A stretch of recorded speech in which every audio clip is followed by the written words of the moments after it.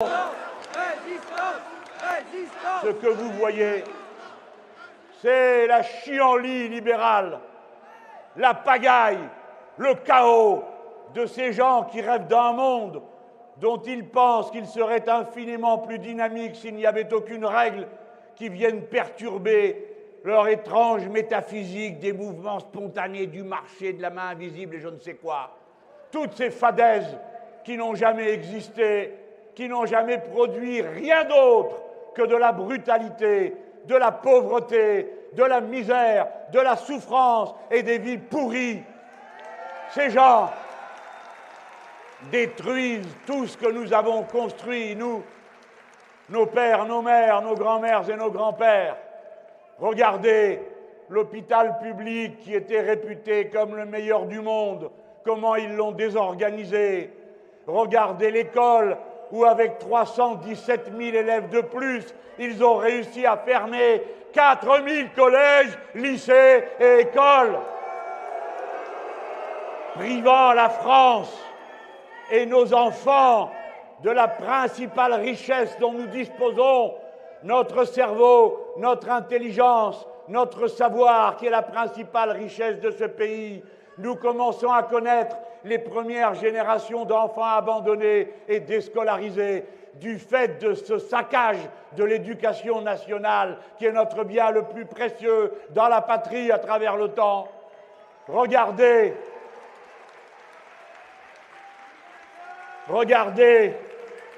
comment ils sont en train de saccager le logement social.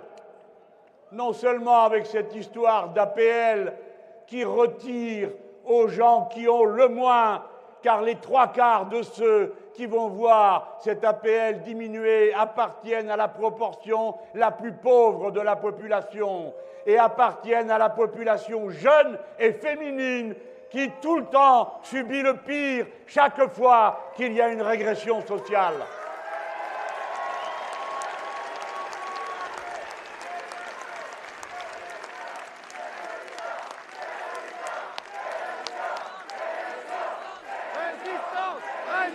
Oui, résistance. Oui, dégagez.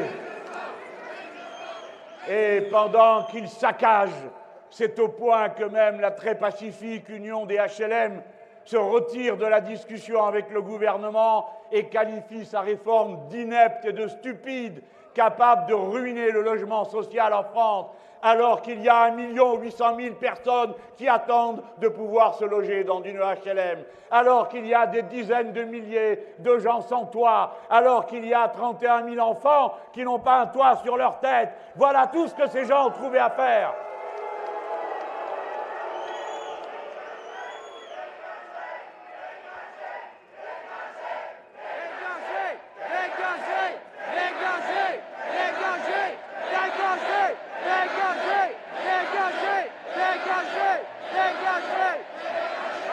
Combien de décennies de leur recette miracle, dont tout le monde peut voir le résultat dans toute l'Europe, ce n'est que misère, précarité.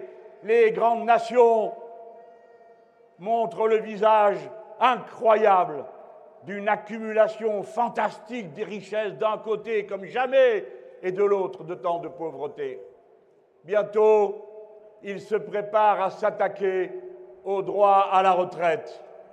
Et déjà, ils frappent les retraités à coups redoublés. Et ces braves gens, d'ordinaire pacifiques et plutôt bienveillants, sont à présent presque aussi enragés que nos jeunes gens. Et pendant tout cela, et pendant qu'ils détruisent ou qu'ils veulent détruire, ils continuent la vente de la France par appartement, après avoir été incapables, le patronat et les riches, de faire face à la vente du chantier naval STX. Ces gens ont été incapables de faire face à la vente d'Alstom, qui est passée aux Américains, General Electric, Alcatel, Lucent, et combien d'autres industries de pointe de la patrie, accumulées par les travailleurs pendant des générations d'efforts. Et maintenant, les voilà qui ont décidé aussi de donner le TGV à Siemens. Si bien que la France se vide de son sang, de sa capacité industrielle et de sa richesse intellectuelle, car tous ces objets contiennent du savoir, de l'intelligence humaine, des savoir-faire en très grand nombre, dont le peuple est dorénavant privé. Voilà le procès que je fais à ces gens avec vous, et je crois que je porte votre parole à cet instant en leur disant « ça suffit, ça suffit, ça suffit ». Résistance, résistance, résistance, résistance.